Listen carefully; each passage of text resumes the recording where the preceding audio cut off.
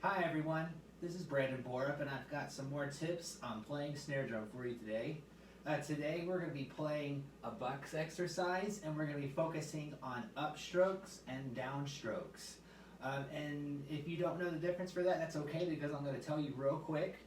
It's real simple. It has to do with how the drumstick reacts to the drum head. So forget about the preparation side of it. It has to do with after the drumstick becomes in contact with the head. So I'm going to prepare the stroke and I'm going to play an upstroke and you're going to see why it's an upstroke real fast because it's going to come right off the drum head. I'll play another one. And now I'm going to play one without a preparation. Great. And now I'm going to play a downstroke. A downstroke can be prepared or not prepared, but once it taps the drum head, it stays down. So here is a downstroke with a preparation. Notice I controlled the drumstick and I didn't allow it to come off the drum head. I'm going to do it again with a preparation. And here's one without a preparation. You might call this a tap also.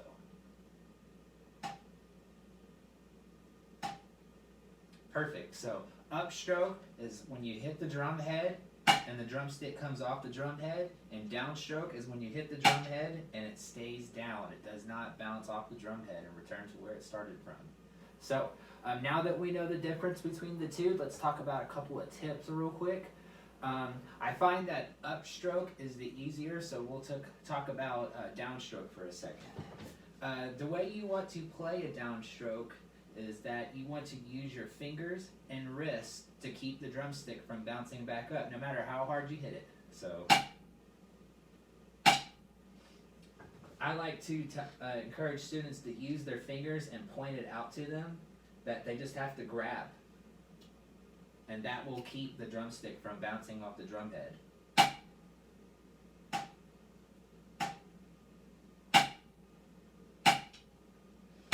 And then make sure after the drumstick stops moving that your drumstick is still at an angle pointed towards the center of the drum head and that you've got your beats together still. Just the basic things, of course.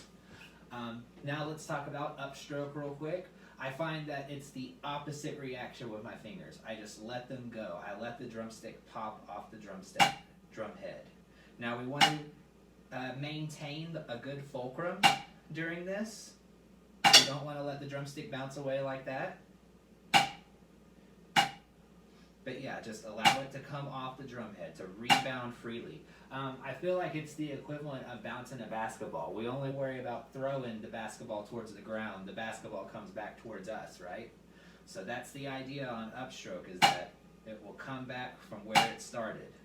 We want to have a good amount of energy to make that happen too. Great.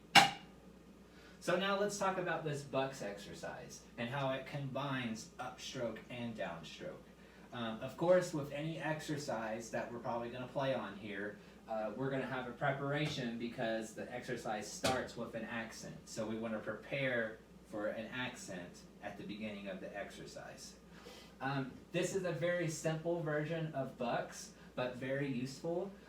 Basically, there are just accents on all the downbeats, or 1, 2, 3, and 4. Beats 1, 2, 3, and 4, and there's a hand exchange in the middle. It's really similar to 8 on a hand, but there's just a little bit more shape to it.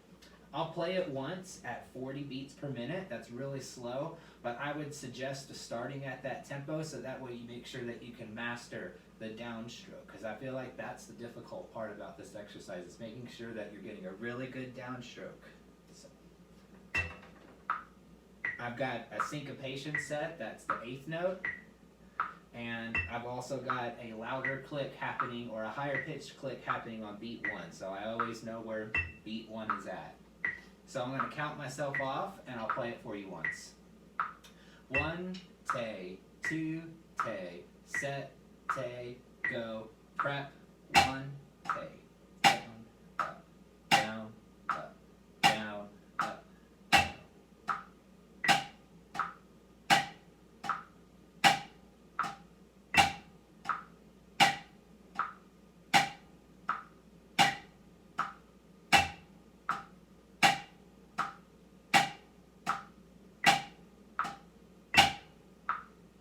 Good, yeah, I was pretty successful that time. Yay.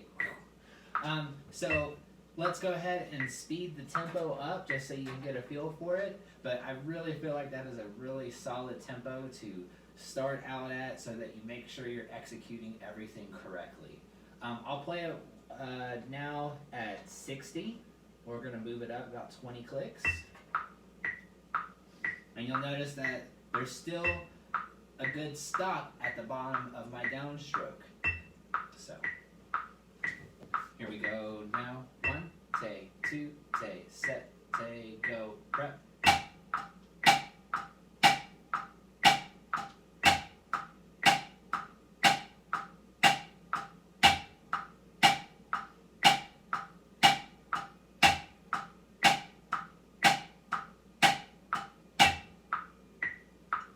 Okay.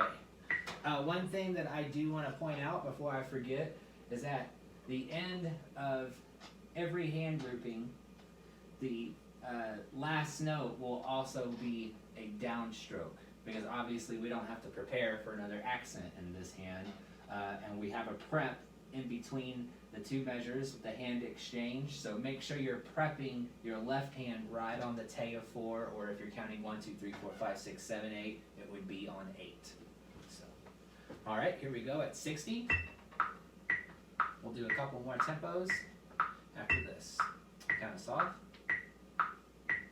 1, 2, set, te, go, prep.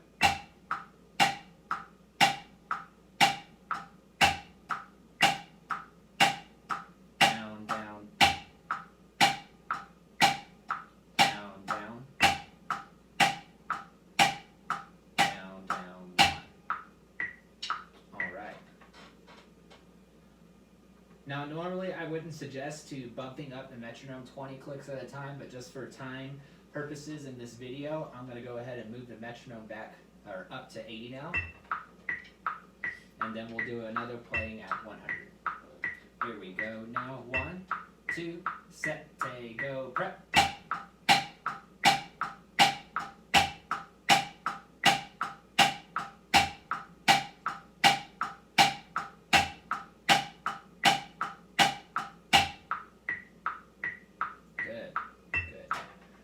So, are you starting to get the hang of it now? It's not too hard of an exercise, but when you have these many different stroke types compressed together, it can become difficult if you're not used to doing that. This is really healthy though if you're trying to work on being able to have better accents versus taps. That's something that I spend a lot of time with my students working on, is trying to get low taps and big accents. So this is definitely the kind of exercise where you can isolate that and work on that specific thing.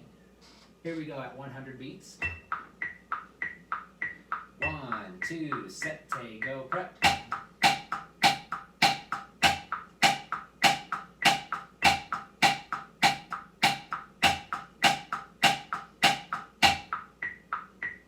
Great, great. All right, I'm gonna do one more tempo at 120, and then we'll sign out. Here we go. 3, 1, 2, set, te, go, prep.